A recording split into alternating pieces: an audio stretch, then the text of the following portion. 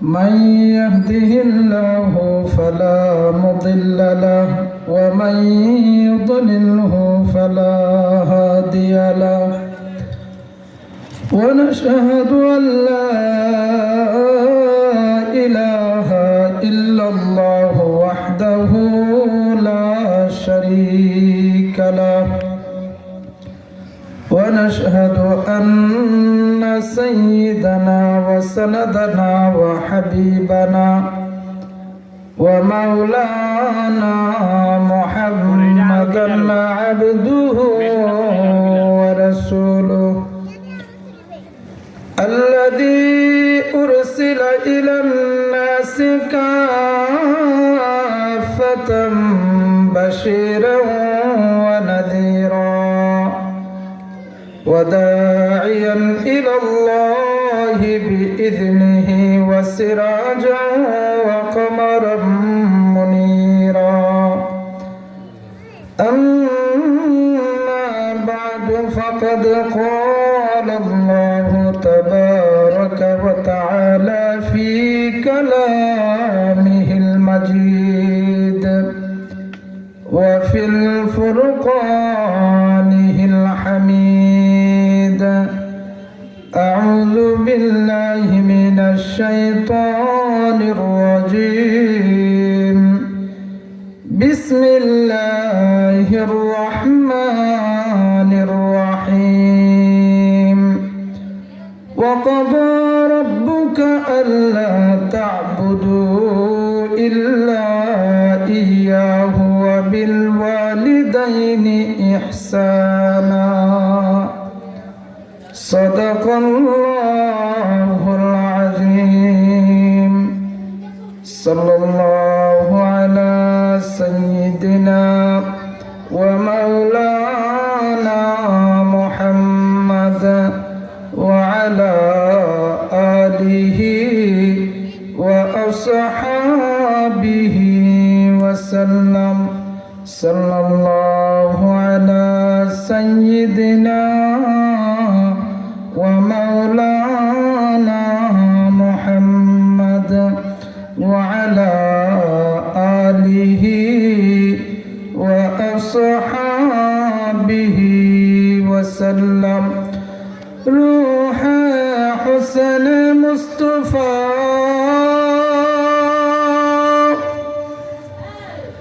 روح حسن مصطفى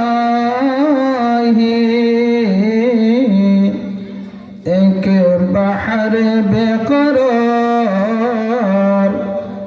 उसके साहिर तो कोई शेर बोया अब चाहिए बलगल उला बिकमालिही कशफत दुजा बिजमालिही हसनत जमीअ खिसालिही सल्लु अलैहि व आलिहि আলহামদুলিল্লাহ। রিচি কোরআন সুন্নাহ সংরক্ষণ পরিষদ কর্তৃক আয়োজিত আজকের পবিত্র তাফসিরুল কোরআন মহাসম্মিলনের শ্রদ্ধাভাজন সম্মানিত সভাপতি সাহেব, জাতির মাথার মুকুট, জাতির কর্ণধার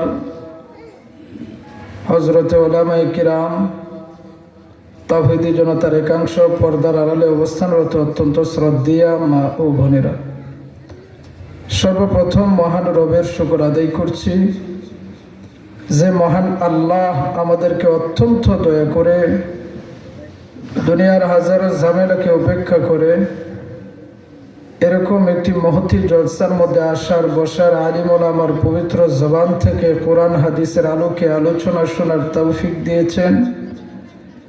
এই জন্য ইমানি আওয়াজটারে উঁচু করে মালিকের দরবারে শুকর আদায় করে পড়ছি আলহামদুলিল্লাহ। লক্ষ কোটি দুরুদ ও সালাম তাজদারে মদিনা সরকারে কায়নাত উম্মতের কান্ডারি উম্মতের দরদি নবী মুহাম্মদুর রাসূলুল্লাহ সাল্লাল্লাহু আলাইহি ওয়াসাল্লামের উপর। সম্মানিত হাজিরিন, আমি আপনাদের সম্মুখে মহাগ্রন্থ আল কোরআন থেকে একখানা আয়াতে কারিমা তিলাওয়াত করেছি। সে আয়াতের আলোকেই আলোচনা করার চেষ্টা করব। আমার তৌফিক ইল্লা বিল্লাহ। প্রিয় ভাইরা আমার, সে আল্লাহ এই আয়াতের মধ্যে বিশ্বের সমস্ত মানব জাতিকে লক্ষ্য করে বলতেছেন, ওয়াকাদা রাব্বুকা আল্লা তা'বুদু ইল্লা ইয়্যাহ। হে পৃথিবীর মানুষ, আমি আল্লাহ আদেশ করতেছি তোমরা আল্লাহ ব্যতীত আর কারো ইবাদত করবে না। এই আদেশটা কার? আল্লাহ। মহান আল্লাহ পাক মানব জাতিদেরকে আদেশ করতেছেন একমাত্র ইবাদত যদি করতে হয় আল্লাহর করবা, আল্লাহ ব্যতীত অন্য কারো ইবাদত করা যাবে না। ইবাদত এখন কাকে বলে? শুধু নামাজ পড়ার নাম আর হজ করা যাকাত দেওয়ার নামে ইবাদত না। সংক্ষেপে বলি, যদি ব্যাখ্যা বিশ্লেষণ করে বলতে হয় এখানে অনেক সময় দরকার। ইবাদত বলা হয় আল্লাহ পাকের প্রত্যেকটা আদেশ মানা আর প্রত্যেকটা নিষেধ থেকে বিরত থাকার নাম ইবাদত। এখন নামাজ পড়ার আদেশ কে দিয়েছেন? আল্লাহ। হজ করার আদেশ দিয়েছেন আল্লাহ, যাকাত দেওয়ার আদেশ দিয়েছেন আল্লাহ, পর্দা করার আদেশ দিয়েছেন আল্লাহ, হারাম থেকে বিরত থাকার নিষেধ করেছেন আল্লাহ, সুদ খাওয়ার জন্য নিষেধ করেছেন আল্লাহ, অন্যায়ভাবে কাউকে জুলুম করার কথা নিষেধ করেছেন আল্লাহ। ওইগুলো আল্লাহর আদেশ আর আল্লাহর নিষেধ থেকে বিরত থাকার নামই ইবাদত। শুধু নামাজ পড়ার নাম ইবাদত? এখন আপনি নামাজও পড়বেন আর আল্লাহর আদেশ যত আদেশ আছে বাকি আদেশগুলো আপনি মানবেন না আর নিষেধ থেকে বিরত থাকবেন না, এটার নাম ইবাদত হতে পারে না। এই জন্য আল্লাহ আদেশ করেছেন, ওয়াকাদা রাব্বুকা আল্লা তা'বুদু ইল্লা ইয়্যাহ। মহান আল্লাহ পাক রব্বুল আলামিন পৃথিবীর মানব জাতিদেরকে লক্ষ্য করে বলেন, এ পৃথিবীর মানুষ, আমি আল্লাহ তোমাদেরকে আদেশ করলাম, আমি আল্লাহ তোমাদেরকে নির্দেশ দিয়েছি, পৃথিবীর মানুষেরে আমি আল্লাহ ব্যতীত অন্য কারো গোলামি তোমরা করবা না। খবরদার খবরদার, আমি আল্লাহর সামনে যে মাথা দিয়েছি নত করব, অন্য ভিন্ন কোনো জায়গার মধ্যে সেজদা চলবে না। চলবে? মাজারে সেজদা, পীরের কদমে সেজদা? আল্লাহ পাক বলেছেন, এ পৃথিবীর মানুষ, তোমাদের প্রত্যেকটা দেহ আমি আল্লাহ ফেরেশতাকে আদেশ দিয়েছি তোমার হাত কিভাবে গঠন করা হবে, পা কিভাবে গঠন করা হবে, শরীরের অঙ্গ প্রত্যঙ্গ কিভাবে গঠন করা হবে, আমার আদেশ পাইয়া ফেরেশতারা সেইভাবে তোমাদেরকে গঠন করলেন। মুখের মধ্যে হাত দেওয়ার জন্য আমি আল্লাহ ফেরেশতাকে নিষেধ করে দিলাম, এ ফেরেশতারা আমার বান্দার চেহারা তোমরা বানাইবা না, চেহারা বানাইবা না। ফেরেশতা বলে, আল্লাহ কেন কেন কেন আপনার বান্দার চেহারা কেন গো আমরা বানাবো না? আল্লাহ বলেন, এ ফেরেশতারা, এই যে আমি আল্লাহ চেহারাটা আমি বান্দার গঠন দেব, আমার বান্দার চেহারাটা আমি আল্লাহ নিজের কুদরতি হাতে বানাবো। আল্লাহ কেন গো আপনি আপনার বান্দার চেহারাটা নিজের কুদরতি হাতে বানাইবেন? আল্লাহ বলেন, ফেরেশতারা জানো, আমার বান্দা দুনিয়ার মধ্যে যাওয়ার পর এই চেহারা দিয়ে রে আমার বান্দা আমার কুদরতি কদমে সেজদা দিবে গো। একটা সেজদা দিবে, আসমান জমিন ফাঁক হইয়া আমি আল্লাহর আরশে চলে আসবে। সুবহানাল্লাহ। এই জন্য সালাতু মিরাজুল মুমিনিন, নামাজ হলো মুমিনের জন্য মিরাজ। সুবহানাল্লাহ কইতেন না? এই যে এত দামি সেজদা, এই সেজদা একমাত্র আল্লাহরই পাওয়ার যোগ্য। যেহেতু আল্লাহ আমাদের সৃষ্টিকর্তা, এই সেজদা এখন কি মাজারে দেওয়া চলবে? বন্ড পীরের পায়ে কদমে সেজদা দেওয়া চলবে? চলবে না। সেজদাটা কিন্তু অত্যন্ত গুরুত্বপূর্ণ একটা দামি জিনিস, মনে রাখবেন। এই যে একটা কপাল, এই মাথাটা যেন তেন জায়গার মধ্যে নত করবেন না, যেন তেন জায়গায় নত করবেন না। পীর ব্যবসায়ীরা অনেক ব্যবসায়ী আছে যারা দেখবেন আপনাকে ডাকবে, মরিদ বানাইতেছে, সুদ হালাল হারাম এই কোনো বেদ বিচার নাই, পরকালে আমি দেখবো না, পরকালে আমি দেখবো না তোমার কিভাবে পার করা যায়। আরে মিয়া, তোমারে কে বাইরে পার করবো না করবো এটার কোনো গ্যারান্টি আছে? কোনো গ্যারান্টি নাই। এখন তো অন্ধভক্তের অভাব নাই সমাজের মধ্যে, অথচ ইসলামী শরীয়তে জীবিত কারো অন্ধভক্ত হওয়া ডাইরেক্ট হারাম। ইসলামী শরীয়ত মতে কারো অন্ধভক্ত হওয়া একদমই হারাম।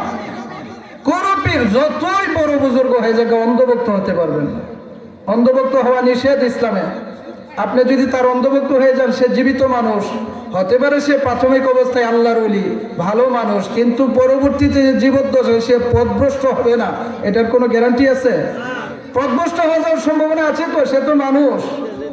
এই জন্য জীবিত কারো অন্ধভক্ত হওয়া যাবে না। অন্ধভক্ত যদি হতে হয়, শরীয়তে জায়েজ আছে ওই সমস্ত আল্লাহর ওলিদের অন্ধভক্ত হন, ওই সমস্ত ব্যক্তিদের অন্ধভক্ত হন যারা ইসলামী শরীয়তের উপর অটল থেকে তারা দুনিয়া থেকে বিদায় হয়ে গেছে।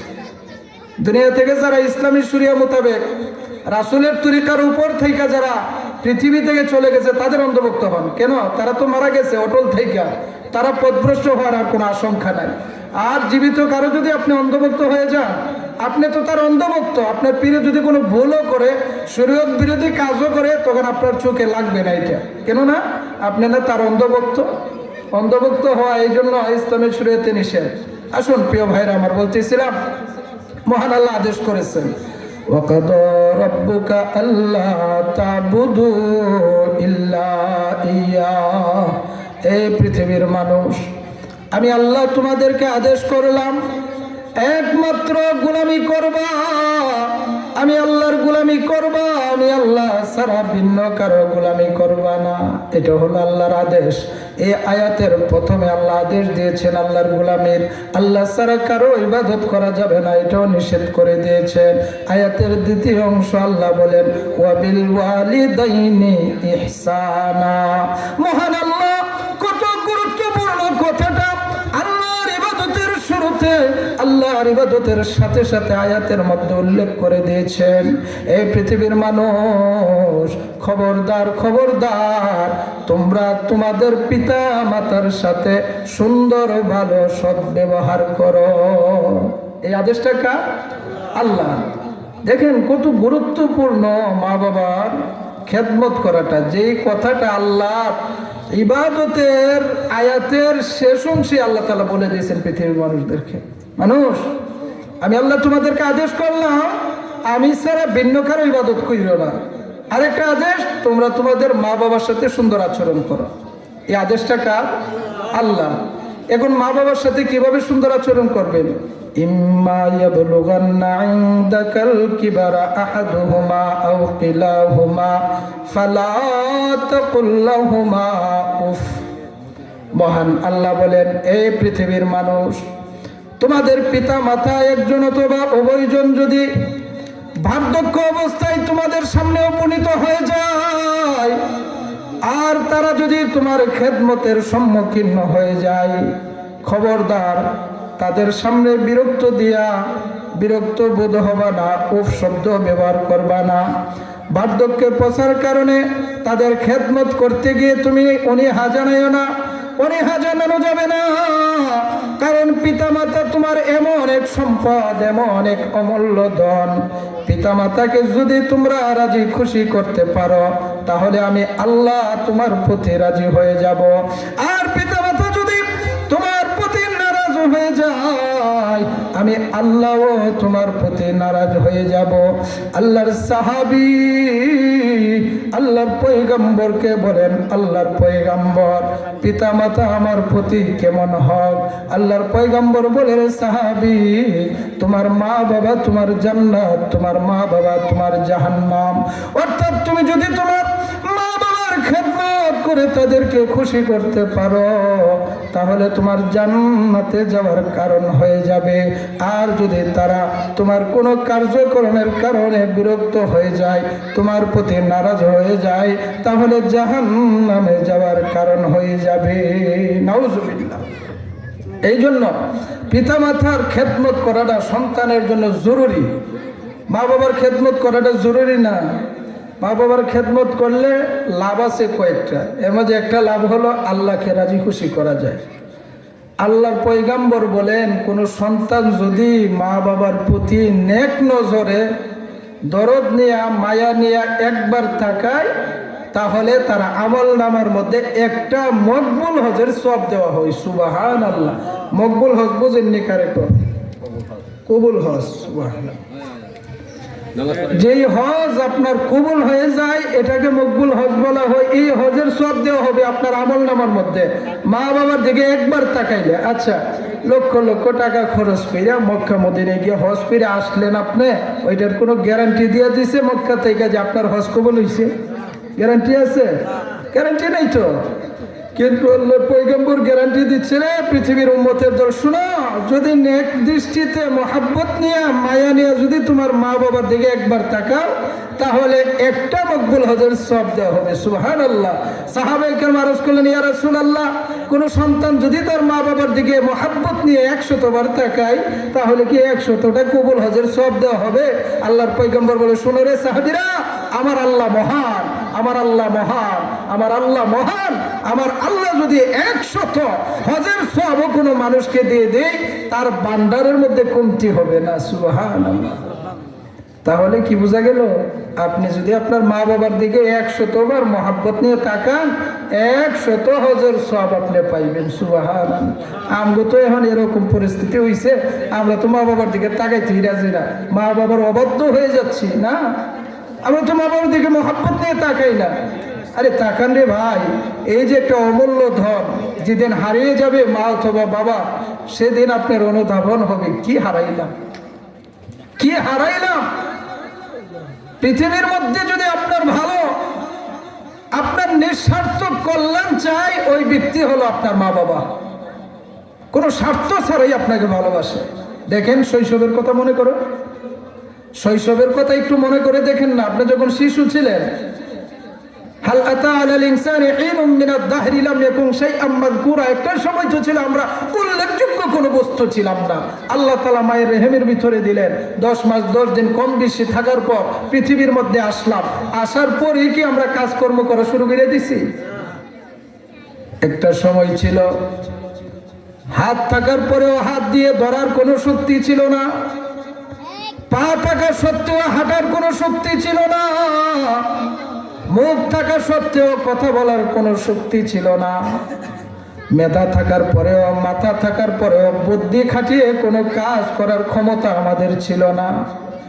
এই অবস্থার মধ্যে আমরা একটা অসহায় অবস্থায় পার করে চলে আসছি। এই অসহায়ত্বের সময় আপনার লালন পালন একমাত্র নিঃস্বার্থভাবে আপনার মা বাবা করেছে। সন্তান যখন অসুস্থ হয়ে যায়, মার কলিজায় আঘাত লাগে, বাবার কলিজায় আঘাত লাগে। সন্তানকে কিভাবে সুস্থ করা যায়, ভালো ডাক্তারের খোঁজ কিভাবে পাওয়া যায়, মা বাবা পেরেশানির মধ্যে পড়ে যায়। এইভাবে সন্তানের খাবারের জন্য, ভালো ভালো খাবার খাওয়ানোর জন্য মা বাবা শৈশবে সন্তানকে কত কষ্ট করে লালন পালন করে। এই সন্তান ধীরে ধীরে বড় হয়ে যায়, ধীরে ধীরে বড় হয়ে যায়। সন্তানের ভবিষ্যতের দিকে তাকাইয়া পিতা মাতা অক্লান্ত পরিশ্রম করে সন্তানের ভবিষ্যৎ কিভাবে সুন্দর করা যায়। এ পৃথিবীর মানুষ, এই সন্তানগুলো যখন প্রতিষ্ঠিত হয়ে যায়, যখন নিজে নিজে বড় হয়ে যায়, কাজকর্ম করার ক্ষমতা হয়, আল্লাহ বলে, রে পৃথিবীর মানুষ, শৈশবের কথা মনে করে দেখো, তোমার মা বাবা কি সুন্দর করে তোমাকে লালন পালন করেছে। অতএব আমি আল্লাহ ও শৈশবের কথা মনে করাইয়া দিয়া তোমার একটা দোয়া শিক্ষা দিলাম, তুমিও তোমার মা বাবার জন্য দোয়া করবা। ওয়াকুর রাব্বিরহামহুমা কামা রাব্বায়ানি সগীরা। এ পৃথিবীর মানুষ, আমি আল্লাহর কাছে তোমরা বলবা, আল্লাহ মা বাবার প্রতি রহম করো গো, তাদের প্রতি দয়া করো। কেমন দয়া করবা? যেরকম দয়া আমার মা বাবা আমার প্রতি শৈশবে করেছিল। এই পৃথিবীর মানুষ, মহান আল্লাহ নিজে জানেন, শৈশবে একটা সন্তানের অসহায়ত্বের সময় সহায় ছিলেন আল্লাহ, তারপর ছিলেন মা বাবা, নিঃস্বার্থভাবে তাকে ভালোবাসছিল। এই জন্য আল্লাহর পয়গম্বর বলেন, এই পৃথিবীর মানুষ, মহান আল্লাহ পিতা মাতার অবাধ্য সন্তানের প্রতি নারাজ হয়ে যায়। আল্লাহকে যদি রাজি করতে চাও তাহলে আগে মা বাবাকে রাজি করো। আল্লাহকে যদি খুশি করতে চাও মা বাবাকে খুশি করো। তোমার প্রতি যদি তোমার মা বাবা সন্তুষ্ট হয়ে যায়, মহান আল্লাহ সন্তুষ্ট হয়ে যায়। সুবহানাল্লাহ। যে মা বাবার খেদমত করাটা অত্যন্ত গুরুত্বপূর্ণ। আল্লাহ এত খুশি হয়। পয়গম্বর মুসা কালিমুল্লাহ, উনি কালিমুল্লাহ ছিলেন না, কালিম ছিলেন, তো আল্লাহর সাথে কথা বলতেন উনি, এই জন্য ওনাকে কালিমুল্লাহ বলা হয়। আল্লাহর সাথে উনি সরাসরি কথা বলতেন। আল্লাহকে একদিন জিজ্ঞাসা করতেছে, আল্লাহ একটা জিনিস জানবার চাই। আল্লাহকে কি জানবার চাও? আল্লাহ জানবার চাই বেহেশতের মধ্যে আমার বন্ধু আমার রফিক কে হবে, একটু জানাই দিবেন? সুবহানাল্লাহ কইতেন না? উনানের কথা, বেহেশতের মধ্যে পয়গম্বরের সাথে, তাও যেন তেন পয়গম্বর না, জলিলুল কদর একজন পয়গম্বর, আসমানি বড় গ্রন্থের একজন গ্রন্থগুলো উনি পয়গম্বর মুসা কালিমুল্লাহ, ওনার বন্ধু হওয়া জান্নাতের মধ্যে কি স্বাভাবিক কথা? জিসা বড় ধরনের একটা কথা না, বড় ধরনের কথা। মহান আল্লাহ বলেন, পয়গম্বর যান এমক একটা জায়গার মধ্যে, আপনি যান, আপনি গিয়ে অপেক্ষা করবেন, আপনি আপনার বন্ধুর সাক্ষাৎ পেয়ে যাবেন। আল্লাহর পক্ষ থেকে তার বন্ধুর নিদর্শন নিয়ে পয়গম্বর মুসা কালিমুল্লাহ ছুটলেন তার গন্তব্যস্থলের মধ্যে।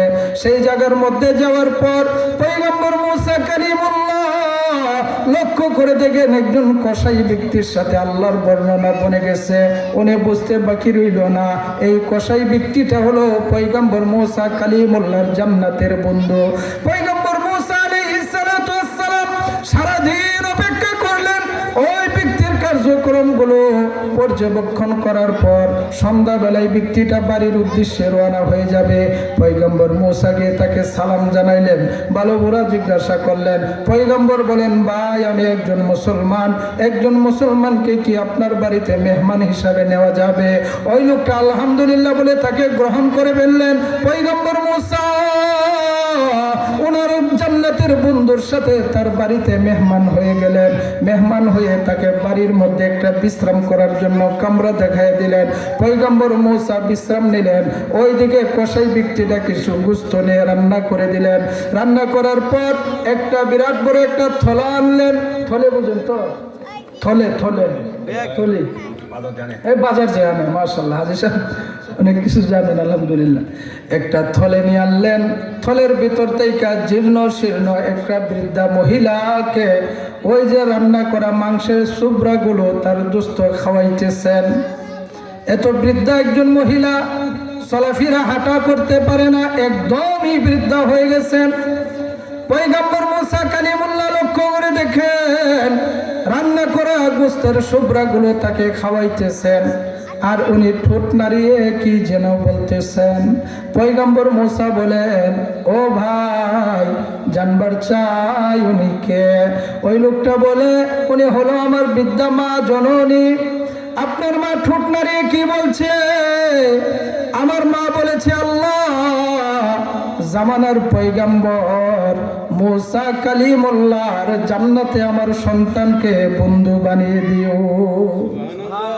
মাই দোয়া করছে, পয়গম্বর আমার মা বলছে জান্নাতের মধ্যে আমার সন্তানকে মুসা কালিমুল্লাহর বন্ধু বানিয়ে দিও। পয়গম্বর মুসা আবেগে আপ্লুত হয়ে গেলেন, নিজেকে আর ঠিক রাখতে পারলেন না, জড়াইয়া পড়লেন, রে ভাই তোমার মার দোয়া মহান আল্লাহ কবুল করে নিয়েছেন। মহান আল্লাহ তোমাকে জান্নাতে আমার বন্ধু নির্বাচিত করে নিয়েছেন। আমি হলাম জামানার পয়গম্বর মুসা। এই দেখেন মার খেদমত করা তার ভাগ্য কত উপরে চলে গেছে। মা দোয়া করছে, আল্লাহ আমার সন্তানকে আপনি জামানার পয়গম্বর মুসা কালিমুল্লাহর বন্ধু বানিয়ে দেন। আল্লাহ এদের কবুল করে নিয়েছে। তা আমগুর মা বাবা যদি আমগুলো আগে দোয়া করে তো আল্লাহ কবুল করবো না? মা বাবার দোয়া ফিরত জানে। তিন ব্যক্তির দোয়া আল্লাহর পয়গম্বর বলে আল্লাহ ফিরত দেন না। এক নম্বর হলো মুসাফিরের দোয়া, দুই নম্বর মাজলুমের দোয়া আল্লাহ তাআলা ফিরত দেন না, তিন নম্বর সন্তানের জন্য মা বাবার দোয়া আল্লাহ ফিরত দেন না। সন্তানের জন্য যদি মা বাবা বদ দোয়া করে এটাও কবুল হয়ে যায়, আর যদি নেক দোয়া করে এটাও আল্লাহর দরবারে কবুল হয়ে যায়। এই জন্য সন্তানদের দায়িত্ব হলো মা বাবা থেকে বদদোয়া না, নেক দোয়া আনার চেষ্টা করা, মা বাবার খেদমত করা অত্যন্ত জরুরি, গুরুত্বপূর্ণ। আল্লাহর পয়গম্বরের সাহাবী আলকামা, নাম শুনছেন না সবাই? আলকামা রাদিয়াল্লাহু তাআলা আনহু, উনি এমন অসুস্থ হলেন, ওনার বিবি আল্লাহর পয়গম্বরের কাছে খবর পাঠালেন, ইয়া রাসূলুল্লাহ, আমার স্বামী তো আপনার সাহাবী, উনি অসুস্থ হয়ে পড়লেন, ওনাকে আপনি একটু দেখে আসুন, আর কিছু দোয়া বলে দেন, যে দোয়া তাসবিহগুলো আমল করে উনি পৃথিবী থেকে বিদায় হতে পারে। আল্লাহর পয়গম্বর হযরত আলী, হযরত বেলাল রাদিয়াল্লাহু তাআলা আনহু প্রমুখ কয়েকজন সাহাবীকে পাঠাইলেন তার অবস্থা দেখার জন্য। আল্লাহর নবীর সাহাবী হযরত আলী রাদিয়াল্লাহু তাআলা আনহু আলকামা রাদিয়াল্লাহু তাআলা আনহুর বাড়িতে গেলেন। যাওয়ার পর লক্ষ্য করে দেখেন আলকামার জবান বন্ধ হয়ে গেছে। তারা কালিমার তালকিন দেওয়া হচ্ছে, কালিমা পড়ানোর চেষ্টা করানো হচ্ছে, কিন্তু কালিমা পড়তে পারেন না, তার জবান বন্ধ হয়ে গেছে। আলী বলে, রে বেলাল, যাও যাও জলদি করে পয়গম্বরকে খবরটা জানিয়ে আসো। হযরত বেলাল দৌড়াইয়া আল্লাহর পয়গম্বরের কাছে গিয়ে বলেন, ইয়া রাসূলুল্লাহ, ইয়া হাবিবাল্লাহ, ওগো পয়গম্বর, আপনার সাহাবী আলকামা, ওনার জবান বন্ধ হয়ে গেছে, উনি কালিমা পড়তে পারতেছেন না। আল্লাহর পয়গম্বর বলে, রে বেলাল, আলকামার কি মা বাবা জীবিত আছেন? বেলাল বলে, গো পয়গম্বর, আলকামার মা জীবিত আছেন, বাবা জীবিত নাই। আল্লাহর পয়গম্বর বলেন, ওরে বেলাল, আলকামার মার কাছে গিয়ে আমার সালাম দিবা, আর বলবা যদি কষ্ট না হয় আমার দরবারে আসার জন্য উনি আসতে, আর যদি আসতে না পারে আমি পয়গম্বর নিজে তার কাছে চলে যাব। হযরত বেলাল রাদিয়াল্লাহু তাআলা আনহু দৌড়াইয়া আলকামার বাড়িতে আবার চলে গেলেন, তার মাকে গিয়ে আল্লাহর পয়গম্বরের সালাম জানাইলেন, আর বললেন, আল্লাহর পয়গম্বর বলছেন আপনার যদি কষ্ট না হয় আপনি আল্লাহর পয়গম্বরের দরবারে যাওয়ার জন্য, না হয় আল্লাহর পয়গম্বর আপনার কাছে চলে আসবে। আলকামার মা আনন্দে আত্মহারা হয়ে গেলেন, আল্লাহর পয়গম্বরের দরবারে যাব। দৌড়াইয়া উনি আল্লাহর পয়গম্বরের দরবারে ছুটতে শুরু করলেন। বৃদ্ধা মহিলা কষ্ট করে হলেও আল্লাহর পয়গম্বরের দরবারে চলে গেলেন। আল্লাহর পয়গম্বর জিজ্ঞাসা করেন, এ আলকামার মা, আমি তোমাকে কিছু প্রশ্ন করব, সঠিক প্রশ্ন দিবা, সঠিক জবাব দিবা, মিথ্যার কোনো আশ্রয় নেবা না, কারণ মিথ্যা কথা যদি বলো আমার কাছে জিবরাইল আসে, ওহী আসে, ওহীর মাধ্যমে আমি তোমার মিথ্যাগুলো ধরে ফেলবো। আল্লাহর পয়গম্বর ওই বৃদ্ধা মহিলাকে জিজ্ঞাসা করে, রে আলকামার মা, বলো তো দেখি তোমার সন্তান আলকামা মানুষ হিসাবে কেমন ছিল? সুবহানাল্লাহ, মাকে জিজ্ঞাসা করতেছে তোমার সন্তান আলকামা মানুষ হিসাবে কেমন ছিল? আলকামার মা বলে, ওগো পয়গম্বর, মিথ্যা কথা বলবো না, আমার আলকামা সারাদিন নফল রোজা রাখে, মানুষকে দান খয়রাত করে, রাত্রের বেলায় নফল ইবাদত করে, আল্লাহর প্রত্যেকটা ফরজ বিধানের প্রতি সে গুরুত্ব আরোপ করে। আল্লাহর পয়গম্বর মানুষ হিসাবে আমার সন্তান সমাজের মধ্যে নাম্বার 1 মানুষ ধরা যায়, কোনো কমতি নাই, তা এত ভালো মানুষ গো পয়গম্বর, আমি মা সাক্ষী দিলাম আমার সন্তানের মতো ভালো মানুষ হতে পারে না। আল্লাহর পয়গম্বর বলে, আলকামার মা, আমি তো বুঝলাম তোমার সন্তান ভালো মানুষ, এইবার বলো তো দেখি তোমার সন্তান তোমার সাথে কিরকম আচরণ করে? এমনি তো ভালো মানুষ আমি বুঝলাম, এখন বলো তো দেখি তোমার মা, তুমি তো তার মা, তোমার সাথে কিরকম আচরণ করে, তুমি কি তার প্রতি খুশি নেই? আলকামার মা চোখ দিয়ে পানি ছেড়ে দিলেন, পয়গম্বর, আমার সন্তানের প্রতি আমি খুশি না, আমি নারাজ। সব শেষ নেই? আল্লাহর পয়গম্বর, আমি আমার সন্তানের প্রতি নারাজ। আল্লাহর পয়গম্বর বলে, কেন আপনি আপনার সন্তানের প্রতি নারাজ হলেন কেন?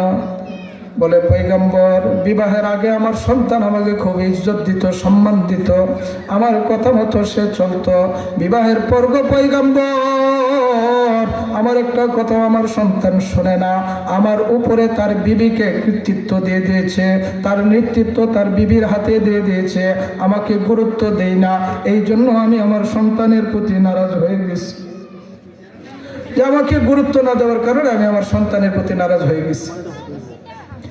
আল্লাহর পয়গম্বর হযরত বিলালকে বলেন, বিলাল, কিছু শুকনা লাকড়ি নিয়ে আসো। হযরত বেলাল কিছু শুকনা লাকড়ি আনলেন। পয়গম্বর বলে আলকামাকে নিয়ে আসো, আর এটার মধ্যে আগুন জ্বালিয়ে দেওয়া হবে। জীবিত অবস্থায় আলকামাকে আগুনে জ্বালিয়ে দেওয়া হবে। এই অবস্থায় যদি হয়, কোনো মা বাবা সন্তানকে আগুনে জ্বলতে দেখতে পারবে? সন্তানকে এত মহব্বত করে মা বাবা, প্রয়োজনে মা বাবা মরতে রাজি, সন্তানকে কোনো আঘাত দিতে রাজি না। আলকামার মা চিৎকার শুরু করলেন, পয়গম্বর, আমি মা হয়ে কেমন করে গো আমার সন্তানকে আগুনে জ্বলতে দেখবো? ইয়া রাসূলুল্লাহ, আমি সহ্য করতে পারবো না। আল্লাহর পয়গম্বর, আপনি আমার সন্তানকে আগুনে জ্বালাবেন না। আল্লাহর পয়গম্বর বলেন, এই আলকামার মা, দুনিয়ার আগুন তো সামান্যতম একটু আগুন, এই আগুনে তুমি তোমার সন্তানকে জ্বলতে দেখতে পারো না, তুমি সহ্য করতে পারো না।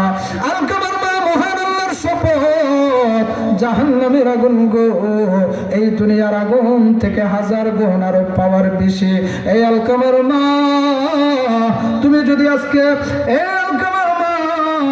তুমি যদি আজকে গো তোমার সন্তান আলকামাকে মাফ না করো, তাকে যদি ক্ষমা করে না দাও, তাহলে মহান আল্লাহ তাকে জাহান্নামের আগুনে জ্বালাবে। তাহলে বলো, তুমি মা কেমন করে জাহান্নামের আগুনের জ্বালা সহ্য করবে?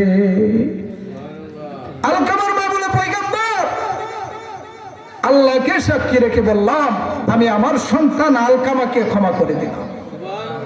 হযরত বেলাল দৌড়াইতে শুরু করলেন। আলকামার বাড়িতে। আলকামার বাড়ির কাছে যাওয়ার সাথে সাথে আলকামার জবান খুলে গেছে, জোরে জোরে লা ইলাহা ইল্লাল্লাহু মুহাম্মাদুর রাসূলুল্লাহ কালিমা পড়তে শুরু করে দিলেন। আলকামা এই দিনই মারা গেছে। দেখেন, মা আর বাবা যদি সন্তানের প্রতি নারাজ হয়ে যায়, সন্তানের অবস্থা ভালো যায় না, দুনিয়াতেও তার শাস্তি হয়ে যায়, আখিরাতে তো অনেক শাস্তি আছে।